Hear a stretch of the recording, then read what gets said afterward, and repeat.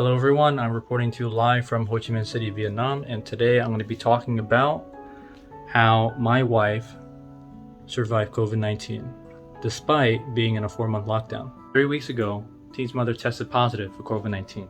One day later, Teen herself and her grandmother tested positive as well. To explain a bit more, I'm not entirely sure who these people are that came to the house and tested everyone. They are either volunteers or maybe nurses. They could work for the government. We have no idea. But we just know that they were trained to take COVID tests. And they go around the neighborhood and do it for free. These people checked the grandmother's pulse and decided that she had low oxygen and that she needed to go to a school where a temporary hospital for COVID patients is being held. Teen's mother decided to go along with the grandmother to this temporary hospital in order to take care of the grandmother, although she didn't have to go because she wasn't sick enough. Teen also didn't have to go, so she stood home. Now before they left, Teen asked the man, "Hey, is there going to be hot water at this temporary hospital?" And the man said yes. When Teen's mother got there, she said that there is in fact no hot water. Now, why did they need hot water? Because the grandmother uses hot water to make a powdered milk called Ensure, and the hot water is also used to make tea.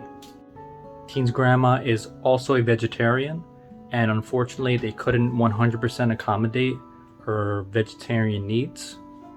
So the next day, Teen decided to send a home-cooked meal over there, but they returned it back saying that they can't receive any outside meals. So Teen called some district officials, complained, and after that they decided, okay, you can send in food. And also after complaining, they had hot water. So her mother and her grandmother were at this temporary hospital for almost 2 weeks. Right now they're back home and they're fine. I want to say that I'm quite surprised, especially since her grandmother is very old. The whole world makes it seem that COVID is a very deadly virus, when I read online that only 2% of people are required to be hospitalized. So seeing how honestly her grandmother could pass away any day now, she survived COVID with a heart condition. It makes me think that COVID is not so deadly as people fear. During the time that her mother and grandmother were not home, all the housework fell upon me mostly. I didn't know how much housework there actually was, and I was quite busy during that time. Teen mostly rested in bed. However, she only really felt bad the first day when they told her she was positive. I think that's because of stress, besides giving the news that 3 members of your family have COVID, but that your mother's going away with your grandma, and hearing on the news over here that so many people die can really scare you. Even her brother who lives with us, 12 years old, cried so much just upon hearing the news that her mother had COVID. Personally, I was not worried at all. I knew everyone would make it out okay. I was only worried for her grandmother, being how old she was. During the time that Teen had COVID in this house, she wore a mask the whole time. She asked me and her brother to also wear a mask. Her brother did wear a mask. However, I did not, for 2 reasons. 1, I don't like masks. Well, actually, there's more than 2 reasons. 2, it's extremely hot and humid here, and there's not many windows in this house, which would be a health violation in America, but I don't think it's a problem over here. And also because I want to prove a point. I want to show her that COVID is not so scary, that she can give it to me, and that even if I do get it, I'll be fine. And I did not get it. I didn't get it, and her brother didn't get it. Now during this time, there are a few observations I want to make. First is about the vaccine.